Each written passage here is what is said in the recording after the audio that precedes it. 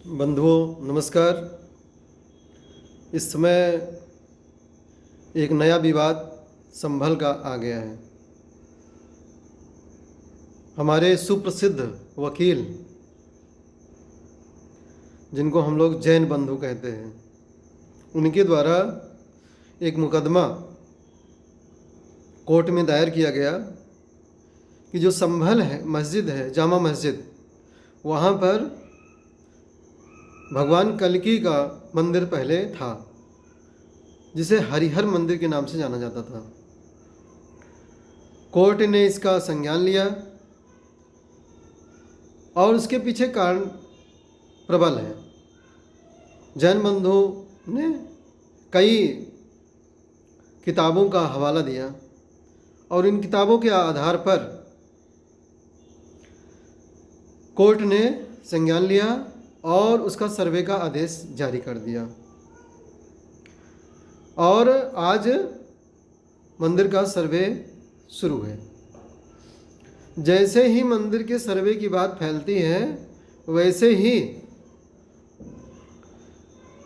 वहाँ के जो मुसलमान हैं उनकी भीड़ चारों तरफ इकट्ठा हो जाती है और वो सर्वे में बाधा उत्पन्न करने की कोशिश करती है। अब उनको ये नहीं पता है कि जो कोर्ट ने आदेश दिया है वो प्रमाण के आधार पर दिया है, ऐसे नहीं दिया है। बाबरनामा, आईने अकबरी और ऐसे कई किताबें हैं जिनमें ये वर्णन है कि वहाँ पर पहले हरिहर मंदिर हुआ करता था, जिसको मुग़लों ने कई बार तोड़ा और तोड़ने के बाद उसी के मलबे से मस्जिद का निर्माण किया और इस तरह से उस मंदिर का अस्तित्व ही खत्म हो गया। अब एक नई जानकारी उसके संदर्भ में आई कि जो वहाँ पर मंदिर है, मंदिर ही हम उसको कहेंगे, उसके चारों तरफ 21 कुएं हुआ करते थे और उन 21 कुओं पर जो वहाँ का हिंदू समाज है वो जा कर के शादी विवाह जैसे अपने रीति रिवाज वहाँ पर पूरे करता था। जब अखिलेश यादव जी की सरकार आई तो उस रीति रिवाज पर प्रतिबंध लगा दिया गया और उस रीति रिवाज को ख़त्म कर दिया गया। जो इस समय सांसद हैं वर्क, उन्होंने स्वतः जाकर के वहाँ के हिंदुओं को डराया धमकाया और वहाँ पर पूजा करने से और अपने रीति रिवाजों को पूरा करने से उन्होंने उसको रोका, वहाँ के हिंदू समाज को।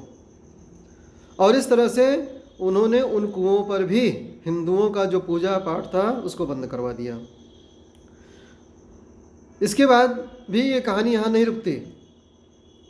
उसके बाद भी वहाँ पर जो वहाँ के लोग हैं, ऐसा बताया जाता है कि वहाँ के जो लोग हैं उनके पास एक मानचित्र है, आज से लगभग 1100 साल पुराना, और उस मानचित्र में आप देखेंगे तो पाएंगे कि जो उस समय का मानचित्र है वहाँ पर पहली बात तो जो हिंदू आबादी थी वो 100% हिंदू आबादी थी उसके आसपास, और वहाँ पर मंदिरों की एक बहुत बड़ी श्रृंखला थी जिसे इन आतताइयों ने लगातार उसको तोड़ते रहे।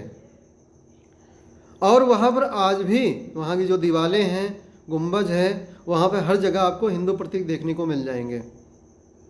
और वहाँ पर एक एएसआई की रिपोर्ट भी दी गई है जिसमें वो लगभग एएसआई की रिपोर्ट काफ़ी पुरानी है और उसमें भी ये बात बताई गई है कि वहाँ पर मंदिर के अंदर ढेर सारे मंदिर के चिन्ह मौजूद हैं उस मस्जिद के अंदर।